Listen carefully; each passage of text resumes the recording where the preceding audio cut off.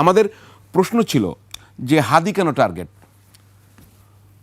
আমরা শুরু করতে চাই সৈয়দা আসিফা আশরাফি পাপিয়া, হাদি কেন টার্গেট। আমি প্রথম কিন্তু খুব সুনির্দিষ্ট, তিনি কেন টার্গেট? টার্গেট তো আরও XYZ আরও হতে পারতো, একটু যদি শুরু করেন। আচ্ছা, এখানে আমি প্রথমে বিজয়ের মাস 16 ডিসেম্বর সামনে, আমি বিজয়ের মাসে 1971 সালে মুক্তিযুদ্ধে যারা প্রাণ দিয়েছেন আমি সেই এবং 30 লক্ষ শহীদ এবং মা বোনেরা যারা সম্মানহানি হয়েছে প্রত্যেকের প্রতি শ্রদ্ধা নিবেদন এবং তাদের স্মরণ করে আমি আপনার কথার উত্তর দিচ্ছি। হাদি কেন টার্গেট? হাদি শুধু একাই যে টার্গেট না, আপনি বলতে পারেন হাদি কেন প্রথম টার্গেট।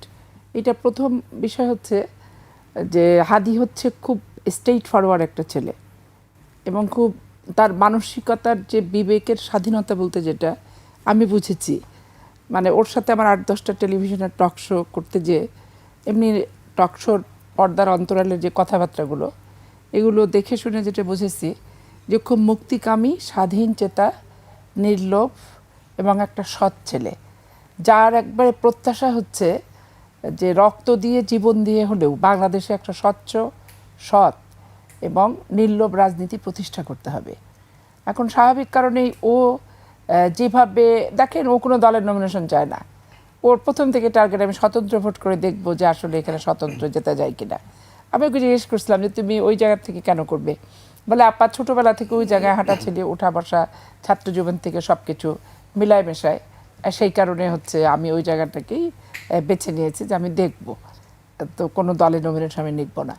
আমার ব্যক্তিগতভাবে আমি প্রচণ্ড কষ্ট পেয়েছি। দেখবেন আমার মাতৃত্ব দিয়ে যদি আমি বিশ্লেষণ করি, ওর চোখের দিকে তাকায় দেখবেন একটা চরম মায়াবী চোখ ওর, এবং রাষ্ট্র, দেশ এবং সন্তানতুল্য একটা ছেলের এই মায়াবী চোখ, সুন্দর একটা চিন্তা চেতনা, এটা আমাকে ওর ঘটনাটা শোনার পর থেকে আমি ব্যক্তিগতভাবে মানে প্রচণ্ড, আমি আর আত্মীয় না, স্বজন না, পাড়াও না, পড়শিও না, কিন্তু আমি প্রচণ্ড মানসিকভাবে আহত। এই ঘটনার সাথে যারা জড়িত তাদেরকে প্রথমেই মানে আইনের আশ্রয়। আমি একটু স্পেসিফিক বলতে চাই। আপনি যেটা বললেন একটি মানুষের গুণাবলীর কথা বর্ণনা করলেন, গুণ। তো ধরেন যারা লাভ লোকসানের কথা চিন্তা করে, যারা টার্গেট করবে, তারা তো কিছু বিবেচনা করবে। কণ্ঠটা বন্ধ করার জন্য আরো তো অনেকের কণ্ঠ আছে। শুনেন, টার্গেট যে আমিও না সেটাই আপনি বুঝবেন কীভাবে। ব্যাপারটা হচ্ছে যারা এগুলো করছে তাদের লিস্ট তো নিশ্চয়ই লম্বা হলেও হতে পারে, একের অধিক হতে পারে। কারণ আমি একটা জুলকার নাইনের একটা ফেসবুকে দেখলাম কথোপকথন শেখ হাসিনার সাথে, তো সেইখানে তো দেখলাম লম্বা লিস্ট তাদের। আমরা একটু হাদির যে সহকর্মী আপনার ফাহিম ফারুকী, তার বক্তব্যটা দেখে নি আসলে সে কি বলছে। এখানে গুপ্ত সুপ্ত কোনো কথা নাই, কথা হচ্ছে আওয়ামী লীগ ঢুকেছে।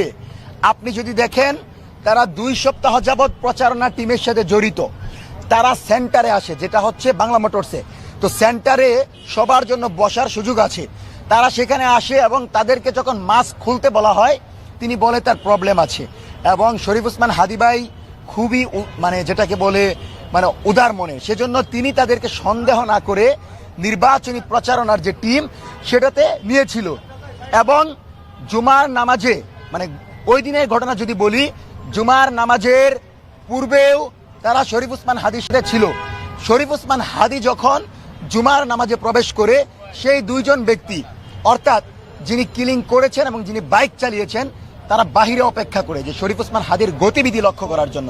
এবং শরীফ ওসমান হাদি যখন নামাজ থেকে বের হয় তার পরবর্তীতেই তারা তার পিছু নেয়, এবং যখন তার উপরে আক্রমণ হয় তারপর থেকে সেই 2 জনকে আর খুঁজে পাওয়া যায় নাই। এবং স্পষ্টত বলে দিচ্ছি, তারা তার টিমে ঢুকেছিল, নির্বাচনী সংযোগে অংশগ্রহণ করেছিল এবং তাদের পরিচয় তারা ছাত্রলীগ। এখানে গুপ্ত সুপ্ত কোনো চাঁদাবাজ এইসব কথাই যাদেরকে বোঝা হয় তারা কেউ জড়িত ছিল না। সরাসরি আদাবর থানার ছাত্রলীগের যেই নেতা সে ফয়সাল, সে জড়িত ছিল এবং তার সাথে যে ছিল সেই তথ্যগুলো ইতিমধ্যেই ফরেন্সিক করা হয়েছে মেবি, এবং প্রশাসন জানিয়েছে, যেটা প্রশাসনের পক্ষ থেকে আপনারা পাবেন। এবং তাদেরকে হত্যাকাণ্ডের ব্যাপারে পূর্বে থেকেই সরকারকে অবগত করা হয়েছিল, কিন্তু সে ব্যাপারে সরকার পদক্ষেপ নেয় নাই। সেজন্য ইন্টারিম কোনোভাবে এই দায় এড়াতে পারে না। ইন্টারিম এখানে জবাবদিহিতার আওতাভুক্ত, তাদেরকে জবাবদিহি করতে হবে। এবং আপনারা অবগত আছেন যে আওয়ামী লীগ এই কিলিং মিশনের অংশ হিসেবে শুধু শরীফ ওসমান হাদিকে নয়, তারপরেও আরও ভাইদেরকে, জুলাইয়ের শক্তিগুলোকে ধ্বংস করার জন্য, তাদেরকে বাংলাদেশ থেকে কথা বলা বন্ধ করার জন্য তারা কিলিং মিশনের ধারাবাহিকতা অব্যাহত রাখবে বলে আমরা জানতে পেরেছি। আমরা শুনলাম ফাহিম ফারুকীর বক্তব্য, এবং আমি এর সাথে আরও যোগ করি যে এই যে হাদিকে যে আক্রমণ করলো, তার যে এখন প্রধান সন্দেহভাজন ফয়সাল করিম দাউদ, খেয়াল করেন তাকে 7 নভেম্বর আদাবর এলাকা থেকে গ্রেপ্তার করেছিল র্যাব। ফুয়াদ ভাই একটু মনোযোগ দিয়ে শুনবেন। তখন তার কাছ থেকে 2টি বিদেশি পিস্তল, 2টি ম্যাগজিন, 5টি গুলি, 3টি মুঠোফোন, 5,000 টাকা উদ্ধার করা হয়েছিল। এই মামলায় গত 16ই ফেব্রুয়ারি হাইকোর্ট থেকে সে জামিন পায়। খুব ইন্টারেস্টিং, জামিনের সময়সীমা বাড়াতে 12ই আগস্ট আবারও আবেদন করে। 3 মাস 8 দিনে সে জামিন পেয়েছিল। সো এই যে আপনার ফয়সাল করিম দাউদ খান, যার কথা বলা হচ্ছে, সে আইডেন্টিফাইড, তাকে চেনা যাচ্ছে, তার ট্র্যাক রেকর্ড আছে, সে ছাত্রলীগ হিসেবেই গ্রেপ্তার হয়েছিল, সে জামিন পেয়েছে। উনি বললেন যে জানানো হয়েছিল তিনি কিল হতে পারেন, আইন শৃঙ্খলা রক্ষাকারী কোনো ব্যবস্থা নেয়নি। তাহলে বিষয়টা কি দাঁড়ালো? এইখানেই তো সমস্যাটা, যে আইন শৃঙ্খলা, এই যে নির্বাচন এত বড় একটা আইন শৃঙ্খলা বাহিনীর একটা চুরি ডাকাতি ছিনতাই যারা ঠেকাতে পারে না, তারা নির্বাচনের শৃঙ্খলার দায়িত্বটা নেবে কি? আর আওয়ামী লীগের দোসর না, ডাইরেক্ট আওয়ামী লীগ করা প্রশাসনের লোকজন তো ভরা।